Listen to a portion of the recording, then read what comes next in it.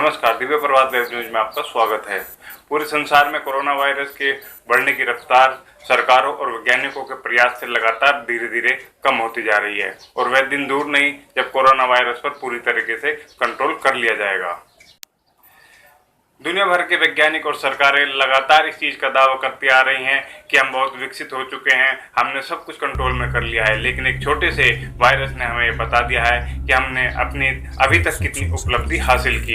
इस लॉकडाउन के पूरे मामले में अभी तक हम ऐसा बहुत कुछ महत्वपूर्ण भूल चुके थे, याद दिला दिया है। ऐसा बहुत कुछ जो हम खो चुके थे, जो कुछ सही चीज़ हम खो चुके थे, वो हमें याद दिला दी है। आइए देखते हैं इस कोरोना वायरस को लेकर एक रिपोर्ट कि कैसे प्रकृति को जिंदा रखने के लिए मानव को नीचे दिखा दिया है। कैद रहने को मजबूर कर दिया। मध्य युग में पूरे यूरोप पर राज करने वाला रोम, वर्तमान का इटली, नष्ट होने के कगार पर आ गया। मध्य पूर्व को अपने कदमों से रौंदने वाला उस्मानिया साम्राज्य, वर्तमान का ईरान और टर्की अब घुटनों पर है। जिनके साम्राज्य का सूर्य कभी अस्त नहीं होता था, उस ब्रिटिश साम्राज्य के वारिस बर्मिंघम पैलेस में कैद है। जो स्वयं को आधुनिक युग की सबसे बड़ी शक्ति समझते थे, उस रूस के बॉर्डर सील है। जिनके एक इशारे पर दुनिया के नक्शे बदल जाते थे, जो पूरी दुनिया के घोषित चौधरी है, उस अमेरिका में लॉकडाउन है। और जो आने वाले समय में सबको निगल जाना चाहते थे, वो चीन आज मुंह छिपाता फिर रहा है और सबकी गालियां खा रहा है। और ये सब आशा भरी नजरों से देख रहे हैं हमारे देश के नायक की तरफ, उस भारत की ओर जिसने हाल ही में दुनिया को नमस्ते का महत्व समझाया, उस भारत की ओर जिसका ये सब सदियों से अपमान करते रहे, रोनते रहे, लूटते रहे। और ये सब किया है एक इतने छोटे से जीव ने जो दिखाई भी नहीं देता। मतलब ये कि एक मामूली से जीव ने हम सबको अपनी औकात याद दिला दी। वैसे बता दूं, ये कोरोना अंत नहीं है, आरंभ है एक नए युद्ध का। एक ऐसा युद्ध जिसमें आपके हारने की संभावना पूरी है। जैसे जैसे ग्लोबल वार्मिंग बढ़ेगी, ग्लेशियरों की बर्फ पिघलेगी और आजाद होंगे लाखों वर्षों से बर्फ की चादर में कैद दानवीय विषाणु, जिनका न आपको परिचय है और न लड़ने की कोई तैयारी। ये कोरोना तो झांकी है, चेतावनी है उस आने वाली विपदा की जिसे आपने स्वयं ने जन्म दिया। मैनचेस्टर की औद्योगिक क्रांति और हार्वर्ड की इकोनॉमिक्स संसार को अंत के मुहाने पर ले आई।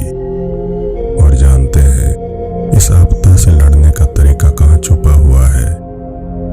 तक्षशिला के खंडरों में, नालंदा की राख में, शारदा बेट के अवशेषों में, मार्तंडेय के पत्थरों में।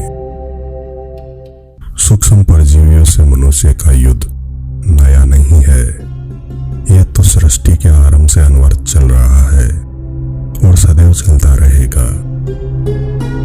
इससे लड़ने के लिए हमने हर हथियार खोज भी लिया था, मगर आपके अहंकार, आपके लालच, स्वयं को श्रेष्ठ सिद्ध करने की हठधर्मिता ने सब नष्ट कर दिया। क्या चाहिए था आपको? स्वर्णिम रत्नों के भंडार यूं ही मांग लेते। राजा बलि के वंशज और कर्ण के अनुयायी आपको यूं ही दान दे देते। सांसारिक वैभव को त्याग कर आंतरिक शांति की खोज करने वाले समाज के लिए वे सब यूं ही मूल्यहीन थे। मगर आपने क्या किया? विश्व बंधुता की बात करने वाले समाज को नष्ट कर दिया। जिसका मन आया वही आंसुओं पर सवार होकर चला आया, रोंदने, लूटने, मारने, जीव में शिव को देखने वाले समाज को नष्ट करने। कोई विश्व विजेता बनने के लिए तक्षशिला को तोड़कर चला गया, कोई सोने की चमक में अंधा होकर सोमनाथ लूट कर ले गया, तो कोई किसी आसमानी किताब को ऊंचा दिखाने के लिए नालंदा की किताबों को जला गया, तो किसी ने अपने झंडे को ऊंचा दिखाने के लिए विश्व कल्याण का केंद्र बने गुरुकुल परंपरा को ही नष्ट कर दिया। और आज करोड़ निगाहों से देख रहे हैं उसी पराजित, अपमानित, पददलित भारत भूमि की ओर, जिसने अभी अभी अपने गांवों को भर के अंगड़ाई लेना आरंभ किया है। फिर से मां भारती का आंचल आपको इस संकट की घड़ी में छांव देगा। श्री राम के वंशज इस दानव से भी लड़ लेंगे। ऋषि दधीची के पुत्र अपने शरीर का अस्थि मजा देकर भी आपको बचाएंगे। किंतु इस तबाही से बचने का मार्ग उन्हीं नष्ट किए हुए हवन कुंडों से निकलेगा जिन्हें कभी आपने अपने पैरों की ठोकर से तोड़ा था। आपको उसी नीम और पीपल की छांव में आना होगा जिसके लिए आपने हमारा उपहास किया था।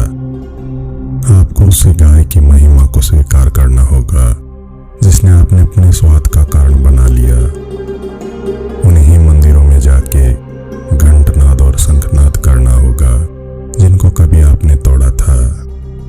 हाथ मिलाने के बजाय हाथ जोड़कर आपको सनातन सभ्यता से परिचित होना ही होगा।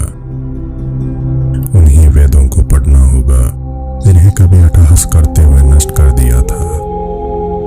उसी चंदन तुलसी को मस्तक पर धारण करना होगा जिसके लिए कभी हमारे मस्तक धड़ से अलग किए थे। यह प्रकृति का न्याय है और आपको स्वीकार करना होगा। फिर कहता हूं, इस दुनिया को अगर जीना है तो सोमनाथ में सर झुकाना होगा, तक्षशिला की खंडरों से माफी मांगनी होगी, नालंदा की खाक छाननी होगी। हमें सनातन धर्म में छुपी वैज्ञानिकता को पहचानना ही होगा।